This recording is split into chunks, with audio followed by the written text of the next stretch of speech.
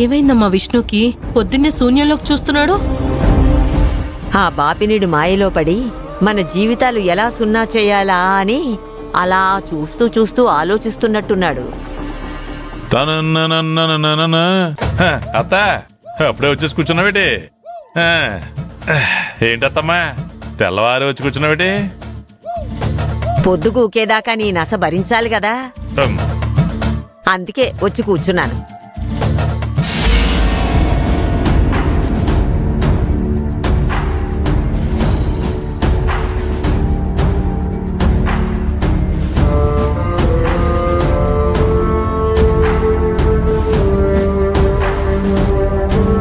ఏంటి బాలు, పొద్దున్నే చిన్నొదినింటికెళ్లారు? వేద తన జీవితంలో ఒక ముఖ్యమైన నిర్ణయం తీసుకుందమ్మా. అది చెప్పాలని మా ముగ్గురిని పిలిస్తే వెళ్ళాం.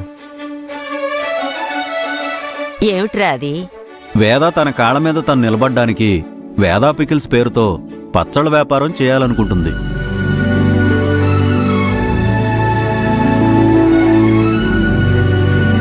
సొంత వ్యాపారం పెట్టుకోవడం ఏమిటిరా శివా? ఉద్యోగంలో కంటే కూడా జీవితంలో ఎదగడానికి వ్యాపారమైతేనే బాగుంటుందనేది వేద అభిప్రాయం. మరి పెట్టుబడి గురించి తనకంటూ ఒక ఆలోచన ఉంది. బాగుందిరా, చాలా బాగుంది. ఏంటో ఈ నిలకడలేని నిర్ణయాలు. మొన్నేమో పెద్ద చదువులు చదువుతానంది, నిన్నేమో ఉద్యోగం చేస్తానంది, ఇవాళ వ్యాపారం చేస్తానంటుంది. రోజు అలా మాట మారిస్తే పిల్ల భవిష్యత్తు ఏమవుతుంది, ఎలా పెళ్ళి అవుతుంది? ఎందుకు నన్ను అపశకనాలు మాట్లాడుతావు? తన కాళ్ళ మీద తను నిలబడాలనుకుంటుంది, అది కూడా తప్పేనా? అన్నపూర్ణ, అసలు ఇంట్లో ఏం జరుగుతుంది? వీడేమో మంచి చెడు తెలుసుకోకుండా ఆ బాపినడు కూతురు మోజులో పడి దాన్ని పెళ్లి చేసుకుంటానంటున్నాడు. అదేమో వెనక ముందు ఆలోచన లేకుండా వ్యాపారం పెడతాను అంటుంది. అసలు పిల్లలకు భవిష్యత్ అంటేనే భయం. జీవితం అంటే ముందు చూపు లేకపోతే ఎలాగే? ఏం చేయగలం అత్తయ్య? మరి పిల్లల్ని కనగలం గాని వాళ్ళ తల్లిదండ్రుల్ని కనలేం గదా.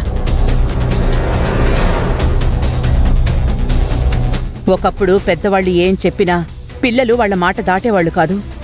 ఇప్పుడు అలా కాదు. తప్పు అని చెప్పినా సరే తల్లిదండ్రుల మాట వినకుండా వాళ్ళు అనుకున్నదే చేయడం కోసం ఇంటి గడపం దాటుతున్నారు.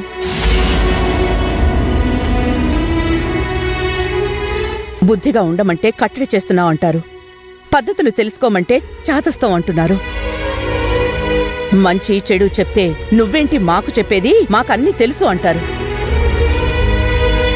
పెద్దరికంతో అనుభవం నేర్పించే పాఠాలకు నీళ్లొదిలేసి ఇంట్లో పెద్దవాళ్లతో కన్నీళ్లు పెట్టిస్తున్నారు.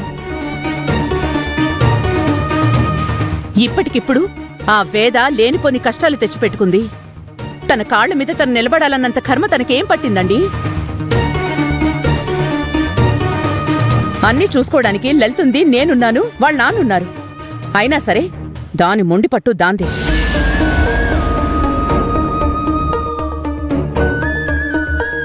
వేద రెండిళ్లలో తనే పెద్ద చదువు చదువుతుంది అని ఎంతో ఆశపడ్డాను.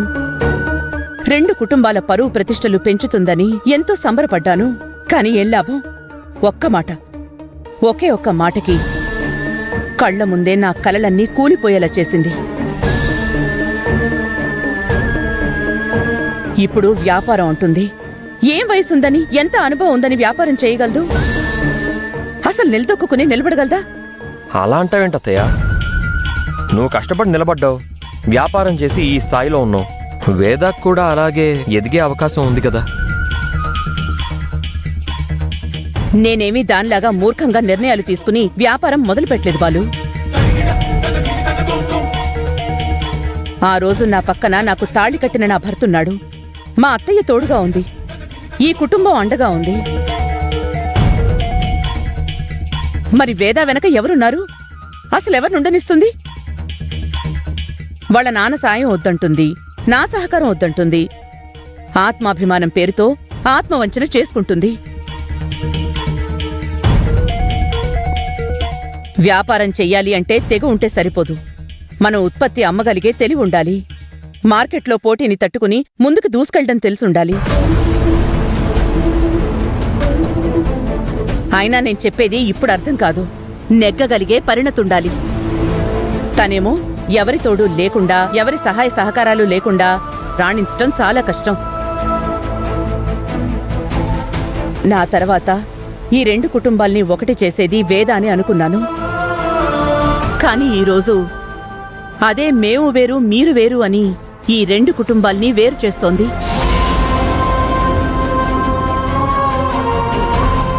తనకున్న ఈ మొండితనంతో ఇంకెన్ని సమస్యలు తెచ్చిపెడుతుందో ఏంటో.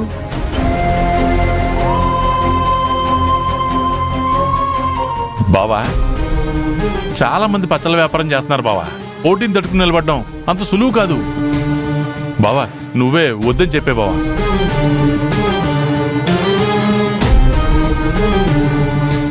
ఒరే శివ, ప్రతిదీ తను అనుకున్నదే జరగాలంటే కష్టంరా.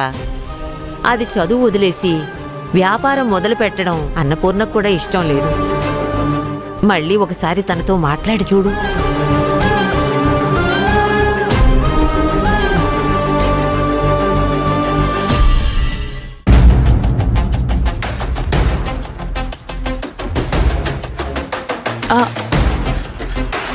ఇటు బాబు, లెఫ్ట్ కి కొంచెం అటు జరుపు. అటు అటు. చాలు చాలు. స్ట్రైట్ గా లేదు, స్ట్రైట్ గా పెట్టండి అది. అత్తయ్య, అమ్మా, అమ్మమ్మ, వేద పికిల్సా? ఏంటి, ఎందుకు పిలిచావు? అటు చూడండి.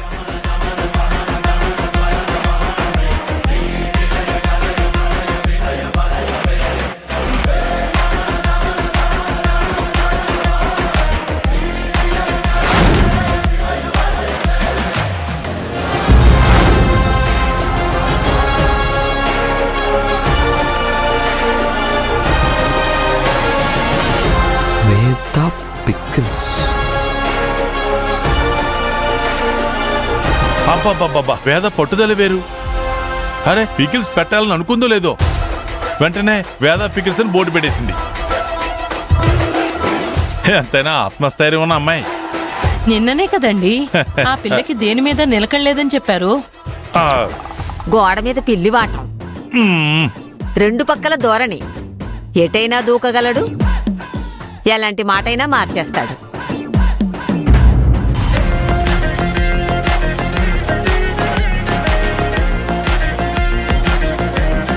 వేద, సరుకులు వచ్చాయి. బాబాయ్, ఆ సరుకులు తీసుకురండి.